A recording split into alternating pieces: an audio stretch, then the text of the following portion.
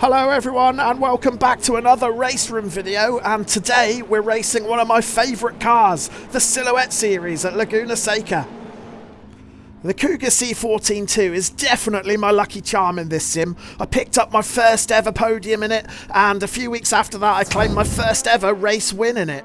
Repeating those heroics today might be asking a bit much. Look at the pole sitter Beckett. He's half a second clear of the rest of the field and he's 1.5 seconds faster than I am. But I was really happy with qualifying. I've put it 5th on the grid, so we're certainly going to be competitive. And as always with any rookie server in RaceRoom, the key to success is avoiding the carnage on lap 1. That's why it's so important to qualify well in these races, and we've managed to do that. We're going to be starting from the 3rd row. We're well up the grid, so let's go over to the live action and see how we get on.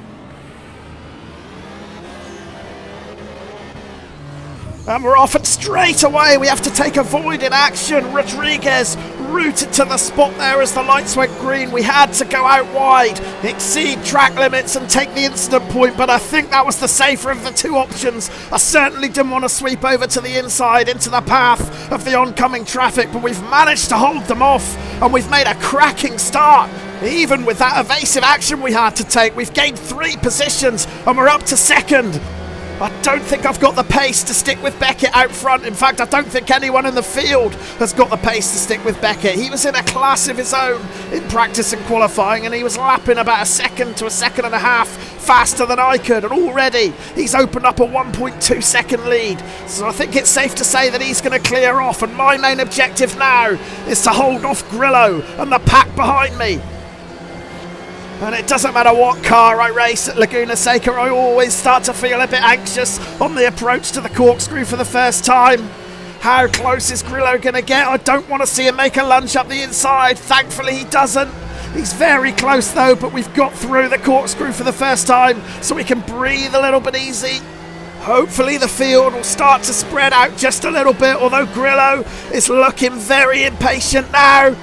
I know he's a little bit faster than me from qualifying, and he's going to be wanting to get around. Is he going to have a look up the inside into the final turn? I tried to leave just a little bit of space in case he attempted a lunge, but I didn't want to leave the door wide open, and it worked. We've managed to hold on to the position. We're still in 2nd as we cross the line to end lap 1. I don't think Grillo's quite close enough to have a sniff up the inside into T1, so we're going to be able to defend this line, although he's very close now and there's a bit of contact. Grillo's getting more and more impatient with each corner, but it's so hard to pass around Laguna Seca, so as long as I can hold my line, he's going to have to work really hard to get around me. Or he's going to just drive right through me instead, and we're both onto the gravel. Oh, thankfully we end up facing the right way and we can rejoin fairly safely, but that's cost us big time. We're down to 7th. Yeah, I just sensed that Grillo was getting more and more impatient, and ultimately he just went for a space that wasn't there. He clips my rear, he spins me around 360 degrees. Thankfully I ended up facing in the right direction, so I was able to rejoin fairly quickly at least. But yeah, that's really frustrating. We're in such a strong position there, 2nd place, and we've had it taken away from us on lap 2. On board with Grillo now, and maybe I should have just been a bit tighter into that turn. I mean, I didn't leave enough of a space for him to get through, but had I been a bit tighter, I may just have prevented him from even attempting it. I really don't know. What do you guys think? Could I have done anything differently to defend that 2nd position more safely?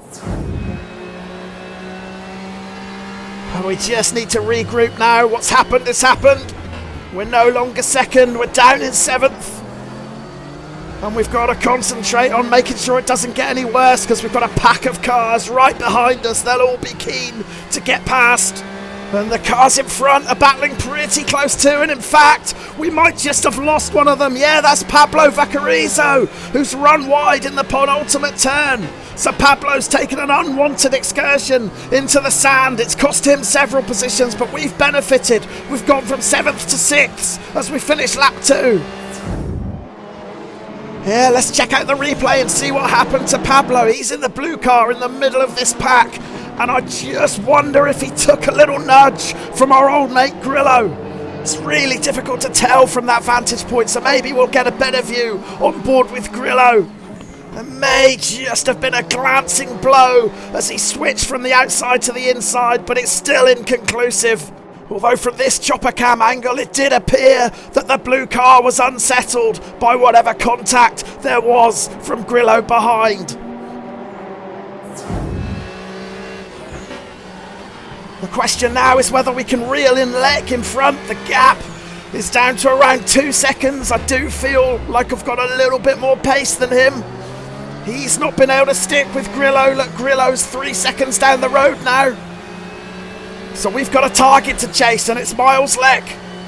Meanwhile, behind me, it looks like there's an almighty tussle going on for 7th place now. 3 cars involved in that one, so hopefully they'll slow each other down and give me a bit of breathing space. And you can see in the bottom right of the screen now, it's Pablo Vaquerizo again. We lost him a couple of laps ago, but he's trying as hard as he can to get around Viper Macross. They're rubbing doors, and there's more contact as they go into that right-hander, and they've both run onto their gravel. That's allowed Rodriguez to get through, but it's slowed all 3 of them down. We've managed to open up a gap now of about 3.5 seconds over that battle behind, and that's some valuable breathing room as we concentrate on pursuing Lek. He's beginning to kick up a few dust clouds in front there, and that suggests to me that he's pushing as hard as he can, and he's running a little bit wide. So if I can just get a bit closer, put a bit more pressure on him, there may be a mistake to be made, and I may get another position. But it's all well and good saying that. We've got to get closer to him first, because at the moment we're still 1.4 seconds back. We need that gap to be within a second, ideally, for him to start feeling the pressure and really seeing me in his rear view mirror.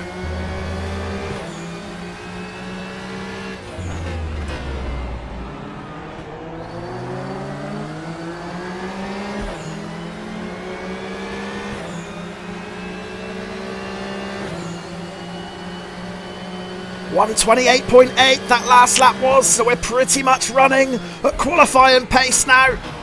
And we're not even halfway through the race yet, so the fuel's going to come down even more. I'm expecting to see some personal best lap times if we can continue this pace. Lek, I think, did a 129.2 that last lap, so we were a half a second quicker, although you wouldn't know it from the relative board below, because that gap is still 1.6 seconds, it says. So Lek is maintaining his advantage here despite us putting in a faster lap. Lek's clearly faster at this point of the track, but hopefully we can reel him in now. The gap's down to 1.2, so we are creeping a bit closer. Oh, and he might have took just a little bit too much of that inside curb, and he has done, because it sent him out onto the gravel, so we've gained that position. We're back into the top 5. And as we approach the corkscrew, there's a yellow flag out, so we might have lost another of our front runners. We have done, but I just got a bit out of shape myself, and we've picked up a slow down, so that's going to deny us the chance to capitalise on the error in front. And we can see exactly what happened by checking out the replay. First, Lek taking too much of that lethal sausage curb on the inside. It's cost many a race, that one. And then in the corkscrew, that's George Stavcio spinning out of second place under pressure from Grillo right behind him.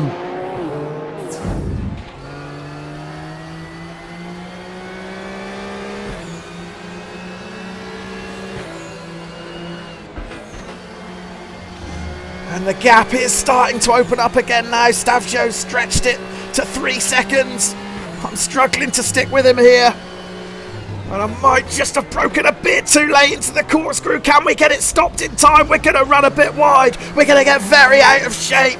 And that's going to allow Lek the chance to jump right onto our tail. In fact, he's going to go for a lunge. And he hits me big time. We both managed to keep it on the track somehow. And Lek's under fire now from Rodriguez too. So Lek's lost another position. I think that contact affected him more than it did me.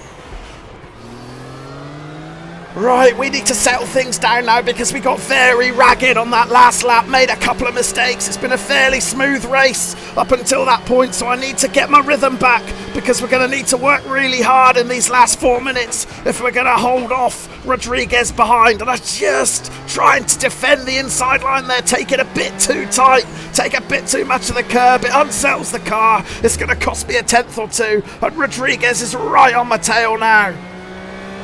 And I know he's faster than me too. He started in front of me on the grid. In fact, he started right in front of me, if you remember. Rodriguez was the driver who didn't get away when the lights went green, and I had to swerve around him.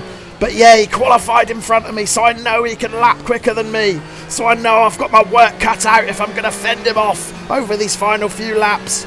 I'm also a little bit paranoid because, of course, I tried defending against a driver who was faster than me at the start of the race. We're talking about Grillo again now on lap 2, and he got impatient and ended up nudging me off. I don't want that to happen again, so I'm going to have to defend, but I'm going to have to be cautious. And as I say that, we've picked up another slowdown just from getting a bit ragged through the corkscrew.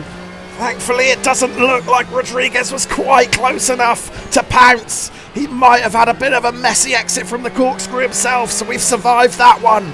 Now we just need to hold firm. Rodriguez isn't close enough to have a sniff up the inside here, so we can hold the position, try and get on the gas a bit early. Took a bit too much of the curb. That might cost us some exit speed, but we're okay. I'm going to try and seal the inside line off as quickly as I can. I don't want him nipping up the inside, so let's try cut this in tight without taking the curb this time. That's much better. A far smoother entrance and exit.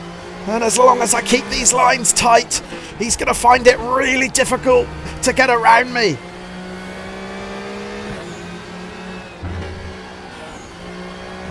Oh, just got on the gas a little bit too early then.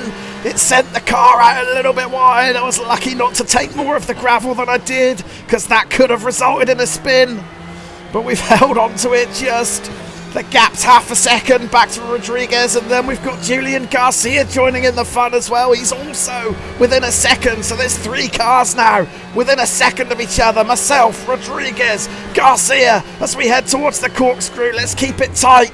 Let's keep it safe. Rodriguez is right behind me. It's bumper to bumper through the corkscrew. And I've only just realised that I forgot to change my traction control down to 60% from 100. So I've just flipped it down now. Hopefully that might give me an extra 10th or 2 exiting the corners just to get a bit more speed and try and hold this position.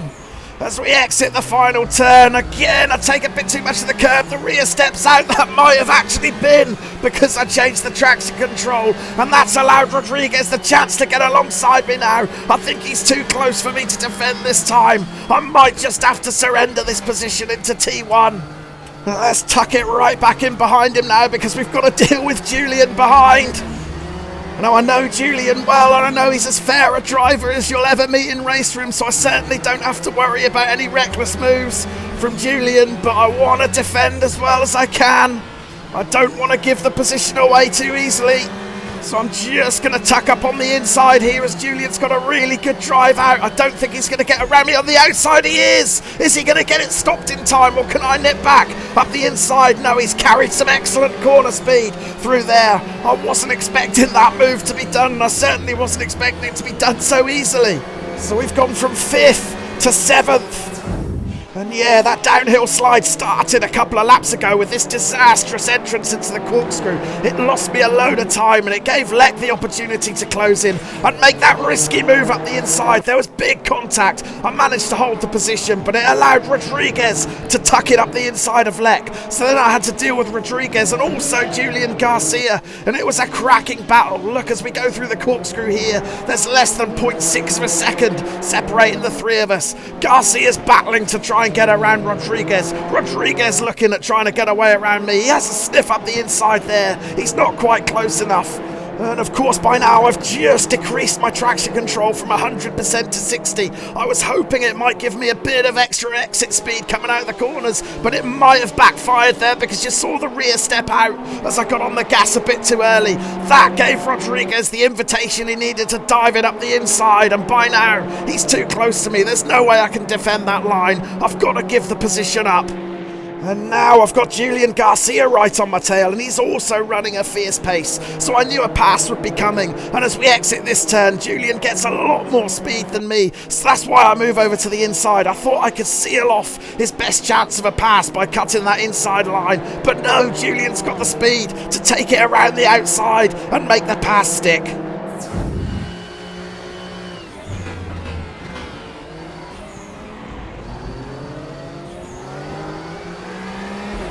Only a few corners until the checkered flag now, and I just haven't got the grunt to keep with Garcia and Rodriguez ahead, so we're going to have to settle for 7th.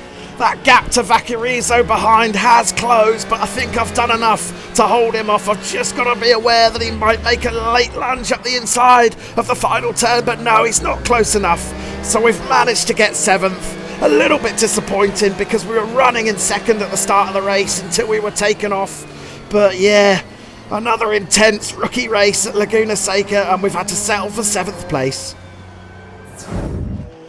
Yeah, it would have been really interesting to see what the race would have brought if I'd managed to stay on the track and not got collected by Grillo on lap 2. But we can see the results anyway. There I am in 7th. While Grillo went on to take that runners-up position, and I know he was faster than me, but I just wish we could have seen what would have happened had we had a cleaner battle for that 2nd place. I've got no doubt that he would have got around me eventually. He had the better pace, but if it had just been a bit of a cleaner battle, I think I could have held him off for a few laps and then been in a really strong position to fight for a top 4, top 5 finish, but we've missed out this time.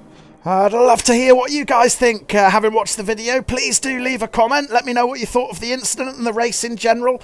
And I'll be back later in the week with a new video. Cheers for now.